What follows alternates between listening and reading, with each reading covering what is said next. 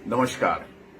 ये पहला देश होगा जिसका प्रधानमंत्री अपनी मेहनत करके हड्डी हड्डी गला देता है। इसके बावजूद भी कुछ लोग पॉलिटिशियन अगर अपनी बात विरोध करे, समझ में आता है, उनकी तो दुकानदारी पिछले 7-8 साल से बंद हो गई।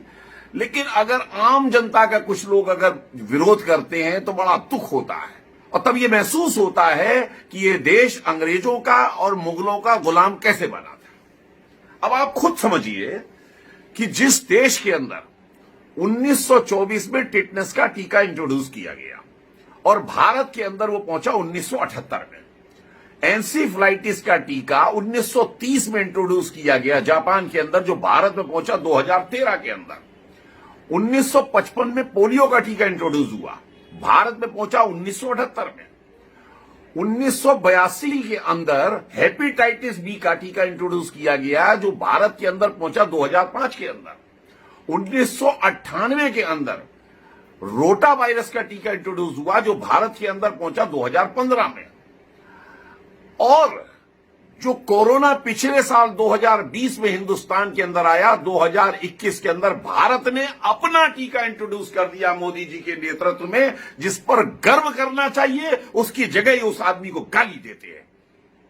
ऐसे हैं लोग। जिस आदमी को पूरे वर्ल्ड में 5 मोबी मुस्लिम कंट्री ने अपना सर्वोच्च नागरिक सम्मान पुरस्कार दिया हो, जिसको रशिया ने अपना सर्वोच्च नागरिक पुरस्कार सम्मान दिया हो, जिसको फिलिप कोटलर पुरस्कार मिला हो, जिसको यूएन ने चैंपियन ऑफ द अर्थ का पुरस्कार दिया हो, जिसको सियोल के अंदर शांति पुरस्कार मिला हो, जो भारत में किसी भी प्रधानमंत्री को नहीं मिला, उस पर गर्व करना चाहिए। उसकी जगह ये लोग नादानी में उसको गाली देते हैं। और तो और आप खुद समझिए, ये तो साक्षात बात है कि आज से यानी 15 अप्रैल को जब कोरोना वायरस का प्रकोप बढ़ा, ऑक्सीजन की कमी हुई, मात्र 4800 मेट्रिक टन इस देश के अंदर उत्पादन होता था। आज 8900 मेट्रिक टन का उत्पादन रातों रात कर दिया गया। ऑक्सीजन ट्रेनें चला दी गई और इंतजाम कर दिए गए। इसके बाद उस आदमी के ऊपर उंगली उठाते हो, शर्म नहीं आती? जिस में आपने एक चवन्नी का योगदान नहीं दिया, वो लोग खास करके कहते हैं कि पीएम केयर फंड का हिसाब दो। अब आप खुद बताइए, जिस पीएम केयर फंड ने 2200 करोड़ रुपया टीके में, 2000 करोड़ रुपया वेंटिलेटर्स के लिए, 1000 करोड़ रुपया प्रवासी श्रमिकों के लिए, 1000 करोड़ रुपया पीएसए ऑक्सीजन प्लांट के लिए, उसके अलावा 2 कोविड हॉस्पिटल बिहार के अंदर, इसके अलावा 1 लाख ऑक्सीजन कंसंट्रेटर के लिए खर्च किया हो, जो चौन्नी दुअन्नी देने वाले तो हिसाब मांग रहे हैं, जो 1500 जो लाखों हजारों करोड़ रुपया दे रहा है, उनको हिसाब की जरूरत नहीं है।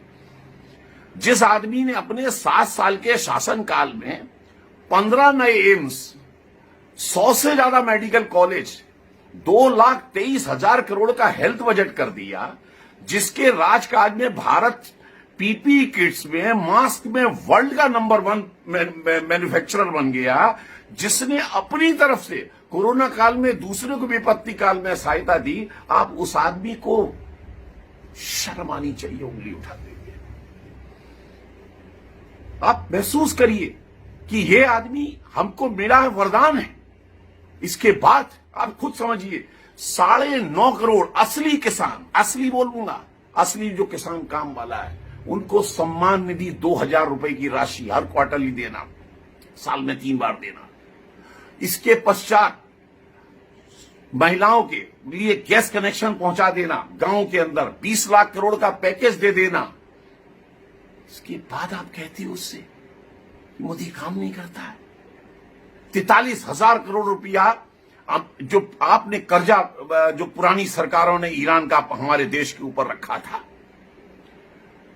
उस 43,000 करोड़ को निपटाना, गैस कनेक्शन को महिलाओं के गांव गांव तक फ्री देने के बाद आप कहते हो पेट्रोल डीजल का भाव क्यों बढ़ गया, जिसके बगैर आप, ऐसा भी नहीं है कि कल से गाड़ी चलाना छोड़ दोगे अगर 2 रुपए या 4 रुपए बढ़ जाते हैं तो। और जिन हथियार जो भारत के पास भी, आपने कहा था कि हमारे पास पैसा नहीं है खरीदने के लिए, इस शख्स ने अपने शासनकाल में 4,26,000 करोड़ रुपए में 36 राफेल, 6 अरिहंत सबमरीन, 1 पनडुब्बी nuclear, 7.5 lakh assault rifle, 145 howitzer तोप और 5 एयर डिफेंस सिस्टम, जैसे कि आजकल आप देख रहे हैं कि जो इजराइल के अंदर है उसी तरीके से रशिया से S-400 आने वाला है। इसकी डील कर ली।